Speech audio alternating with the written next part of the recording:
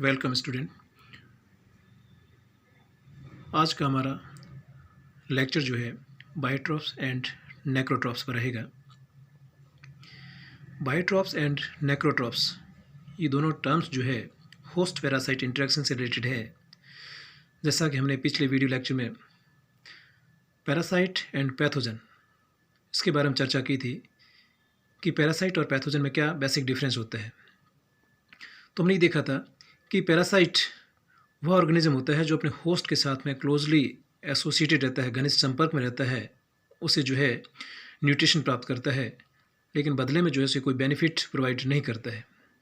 वहीं दूसरी ओर पैथोजन वह ऑर्गेनिज्म है जो एक स्पेसिफिक या पर्टिकुलर होस्ट में जो है डिजीज़ कोज करने में कैपेबल होता है, रोग उत्पन्न करने में सक्षम होता है। तो parasite is an organism which closely associated with host and obtain nutrition, but it does not benefit to host in return, whereas a pathogen are capable to cause disease in a particular or specific host. तो इस तरह से जो है parasite अपने आप में pathogenic हो ज़रूरी नहीं है, लेकिन एक पैथोजन जो है उसकी पैरासिटिक एक्टिविटी जो है उसको जो है पैथोजेनिक कर देती है, उसको बना देती है। अब वो एक्टिविटीज़ कौन सी है? हम कह रहे हैं कि parasitic activities of a pathogen make it pathogenic. अब वो कौन कौन सी एक्टिविटीज़ होती है कि होस्ट से जो है एक पैरासाइट न्यूट्रिशन अपटेक करता है, भोजन का अवशोषण करता है, और यही जो न्यूट्रिशन है उसको जो है मेटाबॉलिक स्ट्रेस की ओर ले जाएगा, मेटाबॉलिक स्ट्रेस की ओर ले जाएगा, और यही मेटाबॉलिक स्ट्रेस जो है आगे चल करके और रोग के रूप में या उसके लक्षणों के रूप में प्रकट होता है। तो इस तरह से जो है एक सामान्यतः एक पैरासाइट पैथोजेनिक हो कोई ज़रूरी नहीं है, लेकिन उसकी जो पैरासिटिक एक्टिविटीज़ होती है वो उसको जो है पैथोजेनिक बना देती है। अब उसके बाद देखते हैं कि कुछ एसोसिएशन जो है इस तरह के होते हैं, कुछ जो है संपर्क या सहचर्य ऐसे इस तरह के होते हैं जिसमें जो आक्रमणकारी जीव होता है या इन्वेजिव ऑर्गेनिज्म होता है वो जो है किसी ऑर्गेनिज्म से होस्ट से न्यूट्रिशन अपटेक करता है, बेनिफिट जो है प्राप्त करता है, बदले में उसे भी जो है वो लाभ प्रदान करता है। तो एक तरह से जो है दोनों को एक दूसरे से लाभ होता है, बेनिफिट होता है। तो इस तरह का जो एसोसिएशन होता है, जो बेनिफिशियल एसोसिएशन होता है, वो कहलाता है म्यूचुअलिज्म, पारस्परिक जीविता। इसमें क्या होता है कि दोनों ही जो है होस्ट और पैरासाइट दोनों को बेनिफिट होता है, तो इस तरह का एसोसिएशन कहलाता है म्यूचुअलिज्म।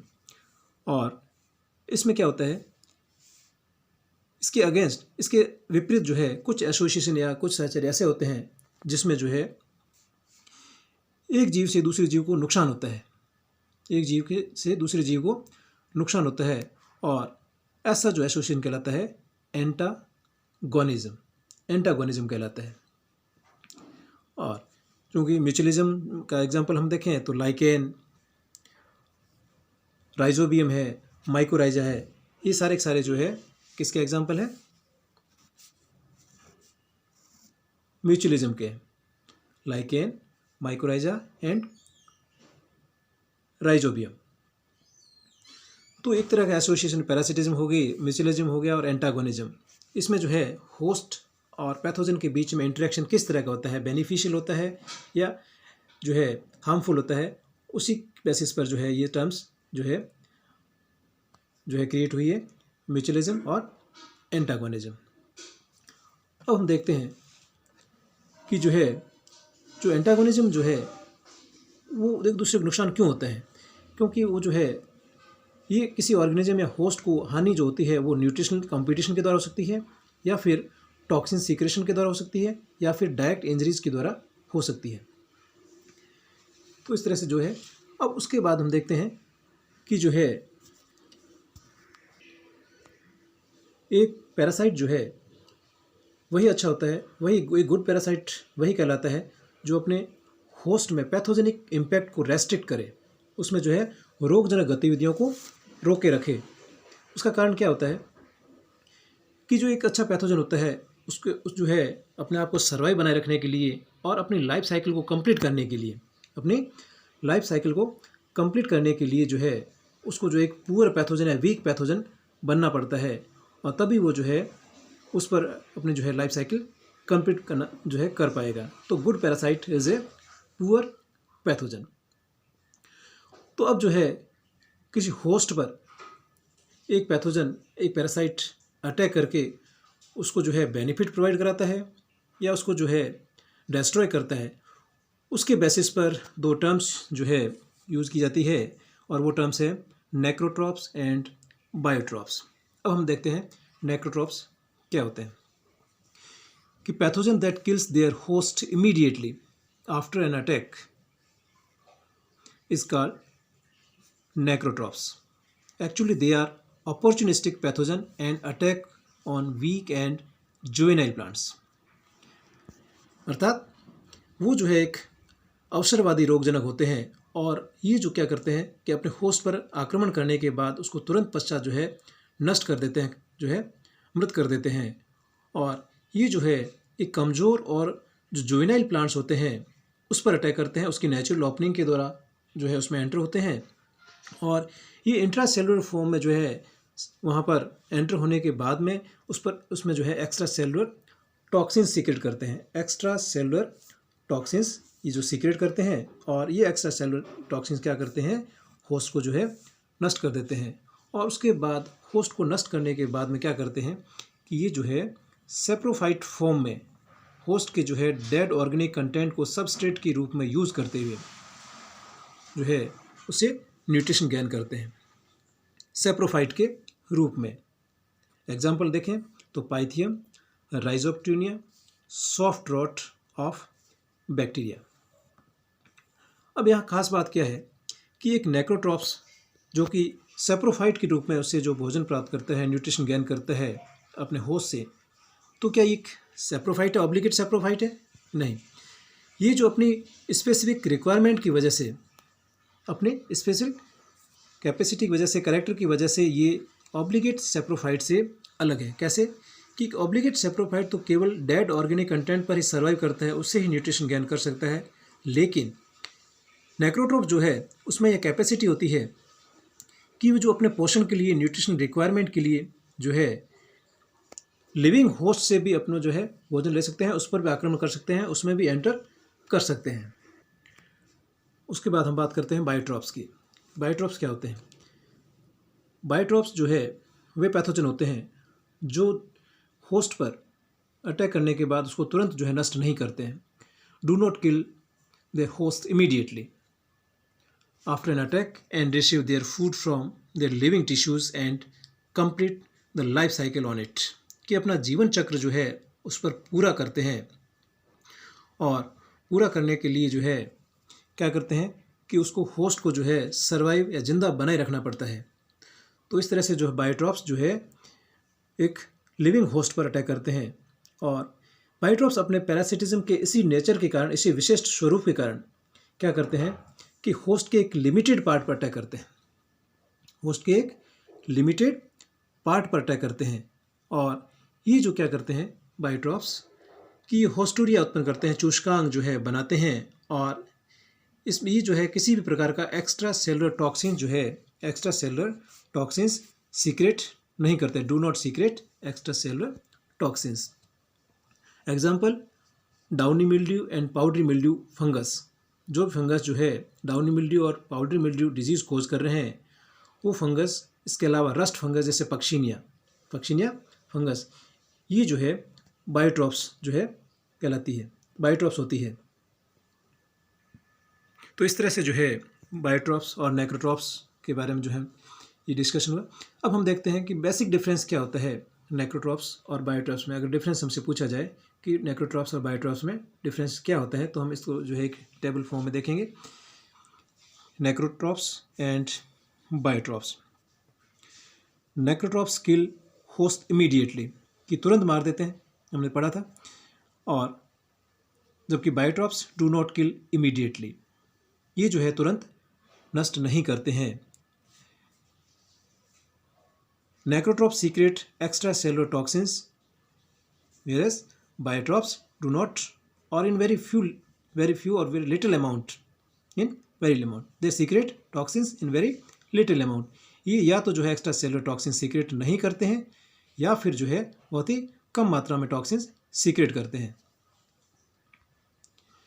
अब हम देखते हैं होस्टूरिया और नॉट में। होस्टूरिया यहाँ नहीं बनते हैं नेक्रोट्रॉप्स में। नेक्रोट्रॉप्स जो है फंगस जो है होस्टूरिया नहीं बनाती है, बायोट्रॉप्स फंगस होस्टूरिया बनाती है। नेक्रोट्रॉप्स में क्या होता है कि जो ये नेचुरल ओपनिंग और वाउंड्स के द्वारा जो घाव होते हैं उसके द्वारा ये पेनिट्रेट करते हैं होस्ट को, और जबकि बायोट्रॉप्स जो है डायरेक्ट पेनिट्रेशन करता है या फिर नेचुरल ओपनिंग के द्वारा इसके अंदर होस्ट के अंदर एंटर होता है। बायोट्रॉप्स की होस्ट रेंज ब्रॉड होती है, जबकि नेक्रोट्रॉप्स की होस्ट रेंज ब्रॉड होती है और बायोट्रॉप्स की जो होस्ट रेंज जो है बहुत ही लिमिटेड होती है।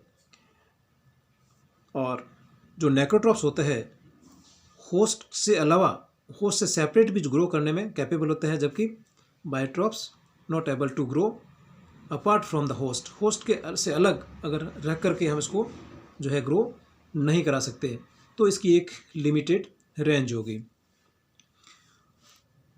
जो नेक्रोट्रॉप्स होता है वीक और जुवेनाइल प्लांट्स पर अटैक करता है, जबकि बायोट्रॉप्स एक हेल्दी प्लांट पर अटैक करता है।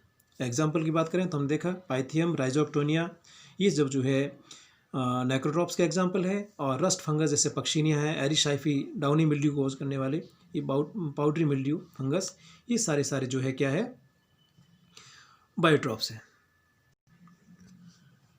चूँकि नेक्रोट्रॉप्स में जो है दोनों तरह के टिश्यूज़, लिविंग टिश्यूज़ और होस्ट टिश्यूज़, लिविंग टिश्यूज़ और होस्ट टिश्यूज़ दोनों पर ही जो है अटैक करने की कैपेसिटी होती है। They are able to attack on both living and dead tissues, and due to lack of special nutritional requirement for necrotrophs they can be grown easily on culture media। चूँकि इनकी कोई special requirement नहीं होती है, living के साथ साथ ही dead content पर भी सर्वाइव रहते हैं, इसलिए इनकी जो है कोई न्यूट्रिशन रिक्वायरमेंट भी नहीं होती है और ये जो है संवर्धन माध्यम में जो है कल्चर मीडिया पर आसानी से उगाए जा सकते हैं। वहीं दूसरी ओर अगर बायोट्रॉप्स की हम बात करें तो ये जो है इनकी जो है ये आसानी से कल्चर मीडिया पर ग्रो नहीं की जा सकते हैं, क्योंकि इनकी जो है हाई डिमांड होती है न्यूट्रिशन की और इनको जो है लिविंग टिश्यूज़ की रिक्वायरमेंट इनकी रहती है। इसी कारण जो है ये इनकी लिमिटेड रेंज होती है और कल्चर मीडिया पर ये आसानी से नहीं उगाए जा सकते हैं। जबकि necrotrophs soil, sub soil, aerial, plant parts, plant surface आदि पर जो है दूसरे माइक्रो ऑर्गेनिज्म के साथ में कंपटीशन करते हुए जो है ये अपने आप को सर्वाइव बनाए रखते हैं। अब इस तरह से जो है बायोट्रॉप्स की एक लिमिटेड रेंज हो गई। और कल्चर कैपेसिटी के बेसिस पर, कल्चर कैपेबिलिटी के बेसिस पर हम पैथोजन को दो पार्ट में डिवाइड करते हैं, facultative parasite and obligate parasite. Obligate parasite जिसको केवल लिविंग होस्ट चाहिए वो ऑब्लिगेट पैरासाइट कहलाते हैं, जैसे कि बायोट्रॉप्स है। और दूसरा है फैकल्टेटिव पैरासाइट, ऑप्शन के रूप में पैरासाइट है, अदरवाइज वो सैप्रोफाइट है। तो इसमें हम जो है नेक्रोट्रॉप्स को शामिल कर सकते हैं। तो इसकी एक ब्रॉड रेंज होती है और बायोट्रॉप्स की एक लिमिटेड रेंज होती है। अब दो शब्द और आते हैं, ecologically obligate and biochemically obligate. इसका अर्थ क्या होता है? इकोलॉजिकली ऑब्लिगेट वे पैथोजन होते हैं जो प्योर कल्चर में आसानी से ग्रो कर सकते हैं, प्योर कल्चर पर आसानी से ग्रो कर सकते हैं। They can grow easily on the culture media. लेकिन उसको हम आउटर एनवायरनमेंट में, बाहर के एनवायरनमेंट रखें तो जो है दूसरे माइक्रो ऑर्गेनिज्म के साथ में ये कंपटीशन नहीं कर पाते हैं और वो नष्ट हो जाते हैं। तो इस तरह के ऑर्गेनिज्म कहलाते हैं इकोलॉजिकली ऑब्लिगेट या पारिस्थितिकीय अविकल्पी, पारिस्थितिकीय अविकल्पी। दूसरा शब्द आता है बायोकेमिकली ऑब्लिगेट। ये क्या होते हैं कि ये पैथोजन होते हैं जो होस्ट से अलग उगने में असमर्थ होते हैं। They are not capable to grow apart from the host are called biochemically obligate. और बायोकेमिकली ऑब्लिगेट में हम बायोट्रॉप्स को रख सकते हैं जो कि होस्ट के अलावा जो है ग्रो करने में सक्षम नहीं होते हैं। तो ये तरह जो है इस तरह से जो ये बायोट्रॉप्स और नेक्रोट्रॉप्स के अलग अलग कैरेक्टर हम देखते हैं।